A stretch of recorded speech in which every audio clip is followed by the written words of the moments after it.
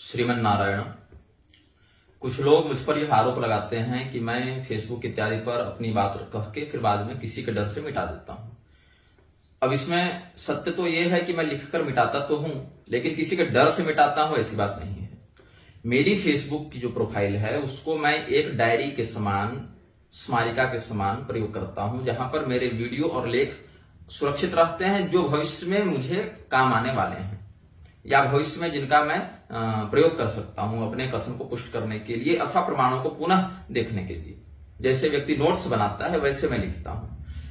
इसीलिए ऐसी पोस्ट जिसका प्रयोग मुझे भविष्य में करना है उन्हें मैं अस्थायी रूप से सुरक्षित रखता हूं, और ऐसी पोस्ट जिसको मैंने किसी परिस्थिति के वशीभूत होकर कहा, समाज में बहुत सी घटनाएं चल रही होती हैं, उस पर हमने टिप्पणी की, उस पर अपना मंतव्य दिया, अथवा कोई ऐसा विषय लिखा जो उतना महत्वपूर्ण नहीं था, तो मैं मिटा देता हूं उसे। एक दो दिन रखकर फिर उसको मिटा देता हूं, टाइमलाइन खाली रहती है। अथवा फिर कोई ऐसा विषय रहा जिस पर मुझे बाद में अस्थायी रूप से लिखना है अथवा बोलना है, तो छोटे छोटे 10-20 पोस्ट हटाकर एक ही बड़ी पोस्ट में लिख देता हूं ताकि वो सुरक्षित रहे। अब कल एक प्रकरण हुआ 2 दिन पहले, और रात को हमने 10 बजे वो पोस्ट मिटाई, और मिटाने के बाद फिर एक पोस्ट मुझे देखने को मिला जो उसी पोस्ट के सापेक्ष था। इसीलिए अब वो पोस्ट तो मैं मिटा चुका था, मैं दोबारा नहीं लिखूंगा, अतएव उस संदर्भ में मैं एक अस्थायी रूप से वीडियो वक्तव्य ही बना दे रहा हूं। अभी शांकर पीठों में स्वामी अभिमुक्तेश्वरानंद सरस्वती के शंकराचार्य के पद पर बैठने की योग्यता को लेकर अलग अलग पक्ष के लोग समर्थन अथवा विरोध कर रहे हैं।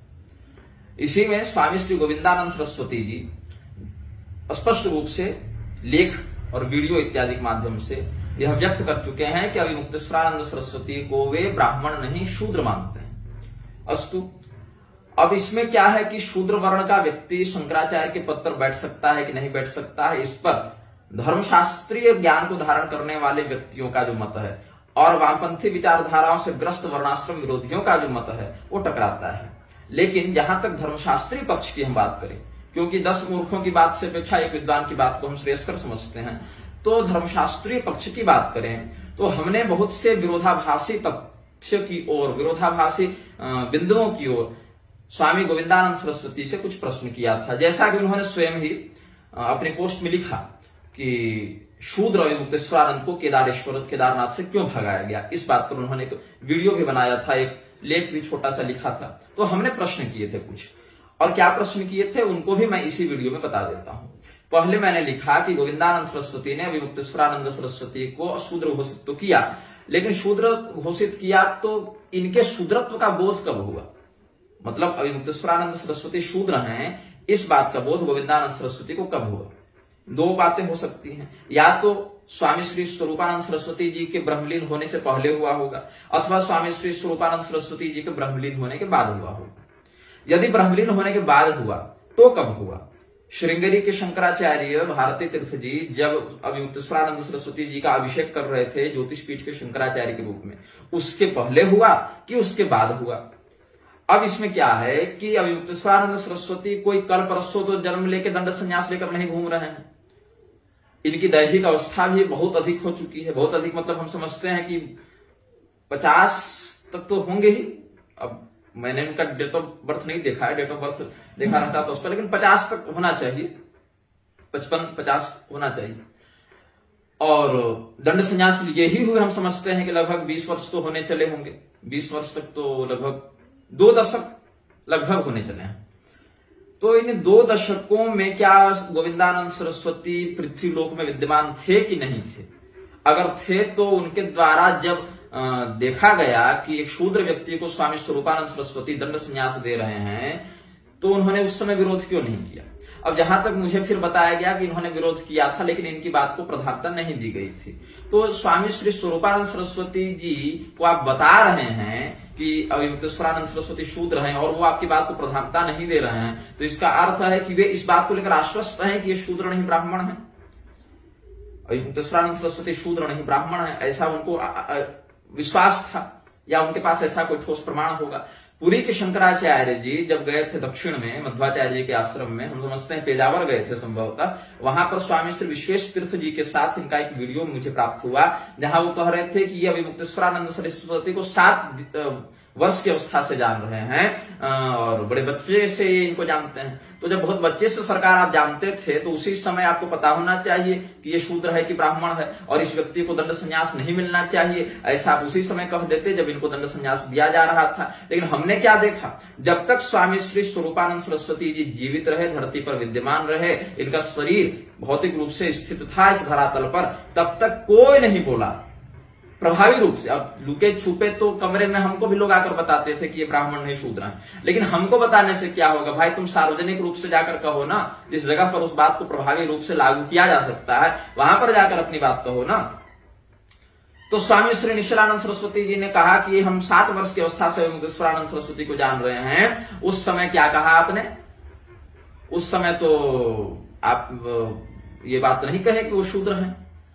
पूरी शंकराचार्य जी के ही आधिकारिक फेसबुक पेज से 2017 में एक फोटो जारी की गई थी और वो फोटो क्या कहती है कि दंडी संन्यास से मुक्तेश्वरानंद आए पूरी शंकराचार्य से मिलने। उस समय 2017 में जब उनको दंड संन्यास लिए हुए 1.5 दशक बीत चुके थे, उस समय वो दंडी सन्यासी थे आपके लिए, मतलब आप 2017 तक उनको शूद्र नहीं मानते हैं। फिर एक वीडियो हमने देखा जहां स्वामी श्री मुक्तेश्वरानंद सरस्वती, स्वामी श्री स्वरूपानंद सरस्वती और स्वामी श्री निश्चलानंद सरस्वती दोनों की आरती कर रहे हैं। संभवतः गंगा तट था या कोई तीर्थ का ही क्षेत्र था। वहां पर आपने आपत्ति नहीं की कि एक शूद्र वर्ण का व्यक्ति कैसे कसाय वस्त्र धारण करके दंड संन्यास लेकर हमारी आरती उतार सकता है, वहां पर आपने आपत्ति नहीं की। यहां तक कि श्रृंगेरी शंकराचार्य की उपस्थिति में दक्षिण में कार्यक्रम हुआ था जहां लाखों लोग उपस्थित थे। वहां पर उद्घोषक ने स्पष्ट रूप से आज से 7 वर्ष पूर्व स्वामी श्री मुक्तेश्वरानंद सरस्वती को ज्योतिष पीठ का उत्तराधिकारी भी घोषित किया था, मतलब उस रूप में उनका परिचय दिया था। उस समय भी उतने लाखों लोगों में से किसी व्यक्ति ने आपत्ति की हो कि स्वामी श्री स्वरूपानंद सरस्वती जी ने इन्हें अपना उत्तराधिकारी कब बना दिया, 7 वर्ष पहले ही। लेकिन हमारी जानकारी में ऐसी कोई आपत्ति नहीं की गई।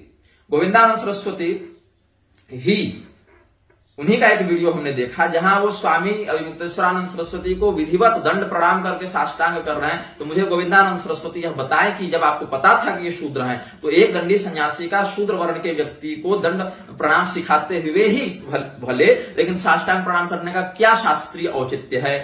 तो ये सब बिंदुओं पर जब हमने प्रश्न किया तो 1-2 दिन तक कोई उत्तर नहीं आया। फिर हमने अपनी बात कही थी, फिर हमने अपनी बात डिलीट कर दी। लेकिन जब डिलीट कर दी तब इनको होश हुआ कि अब तो प्रतिक्रिया देनी पड़ेगी। तो इन्होंने लिखा है, just now I saw a post in Hindi asking for some clarifications from me why in Facebook, then do one thing, let us have a sabha, let me ask for all the questions openly in front of the society, that too in an open stage, best you prepare a meeting, open stage sabha. Those who are asking questions, it's their responsibility to arrange sabha. Or tell me if you cannot. We will arrange a meeting sabha, like recently happened in Kashi, where I challenged this Pappu Avishudra and even the KVP, Kashi Vitat Parishad. तो सही बात है, Facebook पर क्यों प्रश्न किया जाए। हालांकि गोविंदानंद सरस्वती जी ने फेसबुक पर अपना कमेंट बॉक्स ऑफ रखा है, तो कोई पूछना भी चाहे तो क्या पूछेगा। इनको तो अपनी बात कहने रहती है, कह देते हैं। इनसे कोई अगर पूछे फेसबुक पर, उन्हीं के फेसबुक पर जहां इन्होंने अपनी बात रखी, ये एक व्यक्ति को तो जाकर अपनी बात बता नहीं रहे थे। इन्होंने भी सोशल मीडिया का आश्रय लिया, यूट्यूब फेसबुक का आश्रय लिया, लेकिन यूट्यूब और फेसबुक पर इनसे कोई प्रतिप्रश्न न कर दे, इसके लिए गोविंदानंद सरस्वती ने अपना फेसबुक और यूट्यूब में कमेंट बॉक्स बंद कर दिया। तो क्या आप सभा में चर्चा करेंगे? आप एक परोक्ष रूप से भी चर्चा नहीं कर सकते। आप धर्म सभा में क्या चर्चा करेंगे गोविंदानंद जी? और रही बात ये कहने की कि धर्म सभा का आयोजन करके वहां पर इस प्रश्न को रखा जाए, तो ठीक है, आपने मुझे समय दिया है ना, कितना दिया है? Only 2 months time for you people, prepare stage and inform me date and time. ठीक है, हमने स्टेज तैयार करवा लिया है, हमने टाइम और डेट आपको बताने का निर्णय कर लिया है। तो सुनिए, स्वामी करपात्री स्वामी जी की परंपरा में ये सभी लोग आ रहे हैं जो विवादित जन चल रहे हैं, और इनके झंडों पर, इनके बैनर पर धर्म की जय हो, धर्म का नाश हो, स्वामी करपात्री जी का बड़ा दिव्य चित्र लगाकर ये लोग अपना प्रचार करते हैं। तो हम स्वामी करपात्री जी की ही धर्म नगरी कवर्धा में आपको आमंत्रित करते हैं। आपने मुझे 2 महीने का समय दिया, अभी ज्येष्ठ मास चल रहा है, हम आपको 2 महीने का दोनों बार विकल्प देते हैं। आप कहां आते हैं? पहले आप आ जाइए 15 से 23 जून 2023 तक, अगले महीने आषाढ़ शुक्ल द्वादशी से शुक्ल पंचमी के मध्य कवर्धा जिले के, छत्तीसगढ़ के कवर्धा जिले के धर्मपुरा स्थान में हम आपसे धर्म विषयक चर्चा इस प्रसंग में करेंगे। आप सादर आमंत्रित हैं। आपके और आपके साथ अधिकतम 2 परिकर के आने जाने रहने खाने का प्रबंध हम करने के लिए तैयार हैं। इसके अतिरिक्त आप किसी को बुलाना चाहें तो स्वामी जी आप संपन्न हैं, आप उनका खर्च देख लीजिएगा। हम आपका और आपके 2 परिकरों के आने जाने रहने खाने का प्रबंध कर सकते हैं। हवाई जहाज का टिकट नहीं कटा पाएंगे, रेल यात्रा में 3rd या 2nd AC तक हम देख सकते हैं। अब यदि उस समय आपको समय न हो तो फिर हम आपको अगले महीने पुनः आमंत्रित करते हैं। पुरुषोत्तम मास के प्रथम दिन से हम इस विषय पर चर्चा करेंगे। 18 से 26 जुलाई 2023 श्रावण पुरुषोत्तम मास शुक्ल प्रतिपदा से नवमी तक कवर्धा जिले में ही भरेली गांव में आप आ जाइए। वैसे कोई छोटा गांव तो है नहीं, बहुत बड़ा गांव है, हजारों की जनसंख्या है वहां पर धर्म सभा कर लेते हैं। वहां पर मैं आपके लिए मंच का प्रबंध करूंगा। और अगर कदाचित आपने जो 2 महीने का मुझे समय दिया, इसमें यदि आप नहीं आ पाते हैं तो हम आपको 4 महीने का समय देते हैं। फिर सितंबर में आप आइए, भाद्रपद कृष्ण एकादशी से शुक्ल तृतीया पर्यंत 10 से 18 सितंबर 2023 कवर्धा जिले में ही चारभाठा खुर्द नामक स्थान पर हम आपसे धर्म चर्चा करने के लिए इस विषय में तैयार हैं। लेकिन आपको मुझे स्पष्ट करना पड़ेगा कि आपको इनके शूद्रत्व का, अविमुक्तेश्वरानंद सरस्वती के शूद्रत्व का बोध कब हुआ, किस विधा से हुआ, और यदि दंड प्रणाम करने से पहले हो चुका था तो आपने इन्हें दंड प्रणाम क्यों किया, और अगर करने के बाद हुआ तो फिर आप अपने उस कुकृत्य का क्या प्रायश्चित करते हैं। पहले तो आप ये बताइए कि आपने अनजाने में दंडी सन्यासी होकर एक दंडधारी व्यक्ति को, एक शूद्र व्यक्ति को दंड प्रणाम सिखाया अथवा किया। न शूद्राय मतिम दद्यादिति वचनेन भवान गर्हितः। अब श्रृंगेरी पीठ के जो शंकराचार्य जी हैं, स्वामी भारती तीर्थ जी, कृष्ण तीर्थ, स्वामी भारती तीर्थ जी, उन्होंने जब आपके द्वारा घोषित शूद्र अविमुक्तेश्वरानंद सरस्वती का अभिषेक किया और आपने इस बात पर आपत्ति की, आपने भी तो वो पोस्ट मिटा ही दी थी। बाद में मुझे बताया गया कि श्रृंगेरी वालों ने प्रशासनिक आपत्ति की तो आपने पोस्ट मिटा दी। कल को अविमुक्तेश्वरानंद जी के चेले यहाँ पर प्रशासनिक कार्रवाई करवाएंगे, आप इधर भी झुक जाएंगे, इधर भी आप अपनी बात से पलट जाएंगे, जैसे पहले प्रणाम किया और बाद में पलट गए। और अगर यह कहें कि हम सिखाने के लिए प्रणाम कर रहे थे तो सदानंद सरस्वती को फिर आपने क्यों प्रणाम किया भाई? उनके साथ भी तो आपके चित्र मेरे पास उपलब्ध ही हैं, सारा कुछ मेरे पास चित्र इत्यादि प्रमाण है। आपने कहा था ना कि प्रमाण के साथ बात होगी, वहां सब प्रमाण हम आपको देंगे। हाँ, आपने कहा कि मीडिया को बुला लो, लॉयर्स वकील को बुला लो, मेरे पास इतना पैसा नहीं है, मैं आप लोगों के जैसा बड़े बड़े मठों में नहीं रहता हूं, मैं जंगल पहाड़ में रहने वाला व्यक्ति हूं, मेरे पास उतना धन नहीं है कि you can bring press and lawyers to, आप प्रेस और लॉयर लेकर आए, नहीं तो आपके माध्यम से भी एक कैमरामैन रहेगा, मेरे माध्यम से भी एक कैमरामैन रहेगा, सब कुछ सबके सामने होगा। Not only 4 questions related to Pappu Avi and his शूद्र वर्ण जाति, when did our Pujya Gurudev we came to know this, after that what happened in Sringeri, best to prepare 400 questions and come along with 400 scholars. मुझे आपसे कोई लड़ाई नहीं करनी है, निग्रहो हम वहीं तले, हम आपसे अकेले ही इस विषय पर चर्चा करने के लिए समर्थ हैं और सक्षम हैं। हमें 400 प्रश्न आपसे पूछने भी नहीं, बस ये आप हमारे द्वारा उठाए गए विरोधाभासी, जो हमारे द्वारा आपके विरोधाभासी वक्तव्य हैं, उन पर जो हमने प्रश्न किया है सो हमें बताइए। हम न अविमुक्तेश्वरानंद सरस्वती के गुलाम हैं, न निश्चलानंद सरस्वती जी के गुलाम हैं। हम दोनों में से न किसी के पक्षधर हैं, न दोनों में से किसी के विरोधी हैं। जिस समय स्वामी अविमुक्तेश्वरानंद सरस्वती के विरुद्ध आप लोग कुछ नहीं बोलते थे, यही कुसुम घटा कवर्धा जिले में ही संभवतः है। कुसुम घटा में विशाल यज्ञ का आयोजन हुआ था मेघानंद शास्त्री जी के आचार्यत्व में, और वहां पर सबों के सामने स्वामी अविमुक्तेश्वरानंद सरस्वती जी ने स्त्री कथावाचिका का समर्थन किया था और हमने तत्काल आपत्ति करते हुए एक वीडियो वक्तव्य जारी किया था। क्योंकि उनके बाद मेरा व्याख्यान था तो हम व्याख्यान देकर उतरे। फिर हमने लोगों के ही पूछने पर, लोगों ने ही प्रश्न किया कि अमुक आचार्य ऐसा कहते हैं, अमुक ऐसा कहते हैं, तो इसमें शास्त्र का क्या मत है। तब हमने अपनी दृष्टि में जो शास्त्रीय मत था उस पर एक वीडियो बनाया, और वीडियो का प्रत्युत्तर जब मुझे मिला तो फिर बनाया, और फिर उत्तर मिला तो फिर बनाया, और करीब 7-8 वीडियो और लेख के माध्यम से हमने उसी समय स्वामी अविमुक्तेश्वरानंद सरस्वती का खंडन किया था। और जब इनके चेले मुझे गाली और धमकी देने लगे थे तो स्वामी श्री स्वरूपानंद सरस्वती जी के पास हमने विस्तृत पत्र व्यवहार करके आपत्ति व्यक्त की थी, और उन्हें कहा था कि आपके शिष्य ऐसा यहां पर कह के गए हैं। और तब भी हमने कभी अपना कमेंट न फेसबुक पर न यूट्यूब पर बंद नहीं किया था। उस समय लोग मुझे गालियां देते थे और मैं उनको प्रत्युत्तर देता था और उनका सामना करता था। आपके जैसा नहीं कि धर्मसभा के लिए बात को टाल दो और फेसबुक पर कमेंट बंद करके रखो, ताकि यहां पर आप उत्तर न देते बने, किसी को मतलब देने की व्यवस्था न रहे कि लोग कह सकें कि उसने पूछा था आपने कोई जवाब क्यों नहीं दिया। तो आप आइए, आपने मुझे 2 महीने का समय दिया, हमने आपको 4 महीने का समय दिया बदले में, 2 महीना और जोड़ लीजिए उसमें।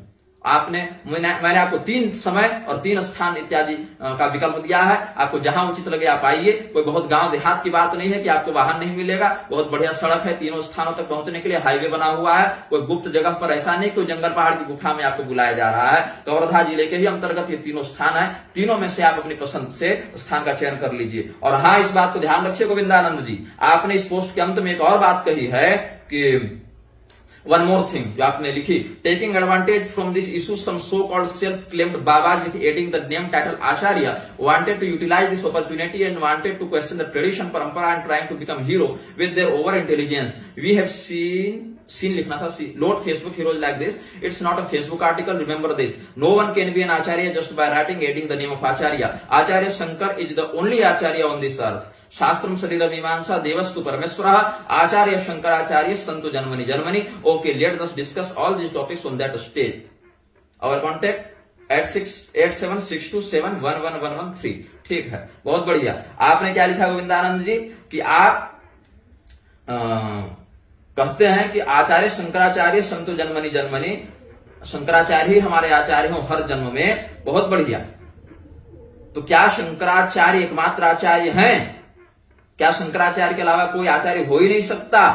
आचार्य Shankar is the only Acharya on this earth. इस बिंदु पर भी हम आपसे चर्चा करने के लिए तैयार हैं। आप इस विषय पर अपने शास्त्रीय प्रमाणों से पुष्ट रहिएगा उस समय। और यदि आप इस विषय में नहीं पधारते हैं तो उस स्थिति में हम जब निग्रह प्रवेशिका ग्रंथ लिख चुके होंगे, जिसमें अभी हम समझते हैं 8 महीने और बचे हैं, तो निग्रह प्रवेशिका ग्रंथ जब छप जाएगा तो उसकी एक प्रति आपको हम पीडीएफ के रूप में भी और प्रकाशित भी भेजने का प्रबंध करेंगे। क्योंकि आपने मेल की अपनी आईडी दी है तो पीडीएफ भी भेजा जा सकता है आपको, और डाक पता मिल जाए तो हम भौतिक प्रति भी छपने पर आपको प्रेषित करवा देंगे।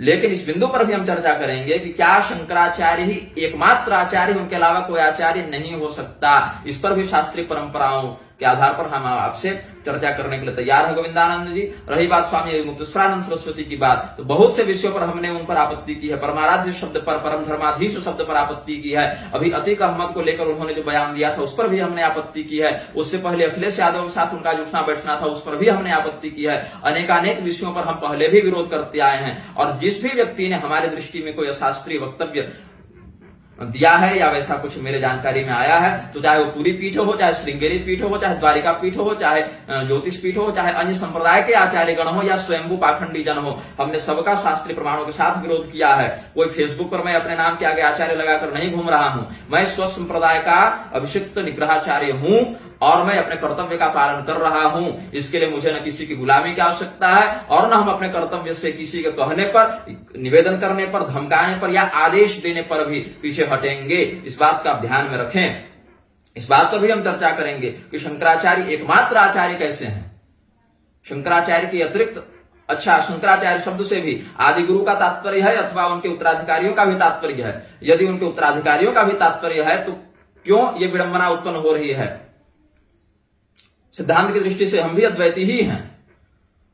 और क्यों ये विडंबना उत्पन्न हो रही है कि कभी आपको उठकर श्रृंगेरी का विरोध करना पड़ रहा है, तो कभी ज्योतिष पीठ का विरोध करना पड़ रहा है, तो कभी द्वारिका का विरोध करना पड़ रहा है। सदानंद सरस्वती के नाम के आगे यतिचक्र चूड़ामणि शब्द लगा, हमने आपत्ति की थी। सदानंद सरस्वती बैठे हुए थे नीचे, स्त्री कथावाचिका ऊपर प्रवचन कर रही थी, हमने आपत्ति की थी। स्वामी मुक्तेश्वरानंद सरस्वती ने जब स्त्री कथावाचिका का समर्थन किया, हमने आपत्ति की थी। उन्होंने जब अतीक अहमद पर अपना वक्तव्य दिया, हमने आपत्ति की थी।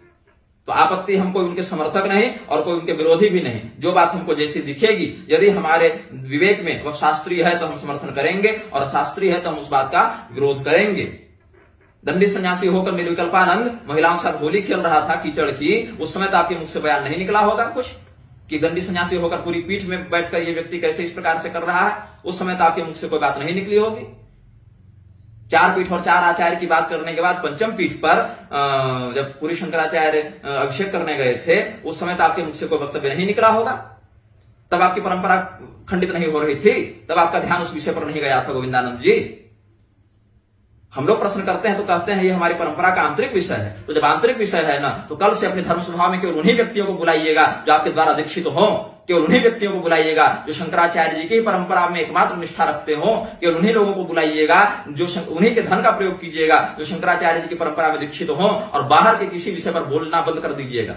आंतरिक विषय है, आंतरिक बनाकर रखिए। लेकिन अगर व्यापक विषय बनाना चाहते हैं तो जिन व्यक्तियों के माध्यम से आपको धन मिल रहा है, जिनके माध्यम से समर्थन मिल रहा है, और जो शंकर परंपरा में दीक्षित न होने पर भी आप लोगों के प्रति श्रद्धावान हैं, आपका सम्मान करते हैं, उन व्यक्तियों के प्रश्नों का भी सामना करना पड़ेगा आपको। और मैं पूछूंगा स्वामी मुक्तेश्वरानंद सरस्वती से कि आप किस दुनिया में अभी तक खोए हुए हैं? इतना बवंडर चल रहा है, आपके मुख से एक शब्द क्यों नहीं निकल रहा है अभी तक कि आपका वर्ण क्या है? हम तो आपकी छठी खाने के लिए नहीं गए थे ना, हम तो आपकी अवस्था मतलब आधी भी नहीं होंगे ढंग से। आप लोग की जो भौतिक अवस्था, दैहिक अवस्था है, हम तो इस जन्म में आधा भी नहीं अभी तक पहुंचे हैं उतनी उम्र तक। तो कैसे आप आचार्य हैं कि इतने बड़े लोकापवाद का शमन करने के लिए आप एक आधिकारिक वक्तव्य तक जारी नहीं कर रहे हैं? 8-10 महीने होने चले हैं इस प्रकरण को।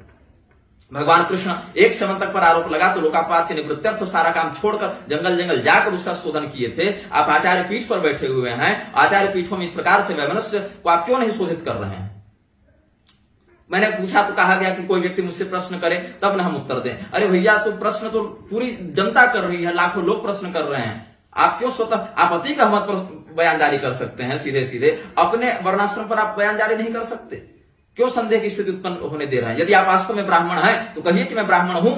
इस प्रमाण से हम अपने ब्राह्मणत्व को पुष्ट करते हैं। नहीं है ब्राह्मण तो कहिए कि मैं ब्राह्मण नहीं हूं, गद्दी से उतर जाइए। ये क्या रोज रोज का आप लोग बवंडर लगा के रखे हुए हैं यहाँ पर? कोई कह रहा ब्राह्मण है, कोई कह रहा नहीं है। हम लोग कुछ कहते हैं तो उस विषय में फिर हम लोगों पर दोनों पक्ष वाले गाली देने आ जाते हैं। जो है सो कहा जाए और जो न है सो चुप रहा जाए। यदि आप हैं ब्राह्मण, आपका अगर ब्राह्मणत्व पुष्ट है, जन्मना कर्मणा आपकी संसिद्धि है उस स्थिति में, तो आप उस गद्दी पर बैठिए और अपने विरोधियों का शमन कीजिए। परम धर्माधीश हैं, परमाराध्य हैं, तो इतना तो करना बनता है ना। और अगर नहीं है तो सीधे सीधे गद्दी से उतर के उसका प्रायश्चित कीजिए, एक आदर्श प्रस्तुत कीजिए समाज के सामने। इतनी पत्र पत्रिकाओं ने लिखा कि ओबीसी भी शंकराचार्य बन गया। उस समय आप कह सकते थे ना कि शंकराचार्य की परंपरा में ये बात मान्य नहीं है, मैं ओबीसी नहीं ब्राह्मण हूं। क्यों आप लोग चुप हैं? आप लोग के चक्कर में हम लोग गाली सुनते रहते हैं। परंपरा के विशुद्ध प्रारूप को बचाने के लिए हम लोग लड़ रहे हैं और अपने शत्रु बढ़ाते जा रहे हैं, अपने विरोधी बढ़ाते जा रहे हैं। बाबाओं को मठ में इसी से फुर्सत नहीं है। तो इस सब बातों को बंद कीजिए। मैं गोविंदानंद जी को भी समय दे चुका हूं, उन्होंने मुझे मांगा समय, हमने उन्हें समय दिया है। और इस विषय पर भी चर्चा करूंगा कि आचार्य शब्द की क्या परिभाषा है, आचार्य पीठ पर बैठने वाले व्यक्ति की क्या योग्यता होनी चाहिए, और शंकराचार्य के अतिरिक्त अन्य आचार्यगण अपने नाम के आगे आचार्य लगा सकते हैं कि नहीं लगा सकते हैं। और जो आपने श्लोक दिया वो तो एक कामना श्लोक है ना, जो उनके शिष्य अपने गुरु के संस्तवन में कहते हैं कि हे भगवान, शंकराचार्य ही हमारे हर जन्म में हमारे आचार्य हो। इसका अर्थ ये तो नहीं कि आप बाकियों के आचार्यत्व का निषेध कर दें, और अगर करना ही है तो चलिए ठीक है, हमने आपको 3 स्थान बताए और समय बताए, आप वहां पर पधारें और हमसे इस विषय पर शास्त्रीय परिचर्चा करें और समाज को धर्मशास्त्र के वास्तविक स्वरूप का दिग्दर्शन कराएं। हर हर महादेव, श्रीमन नारायण।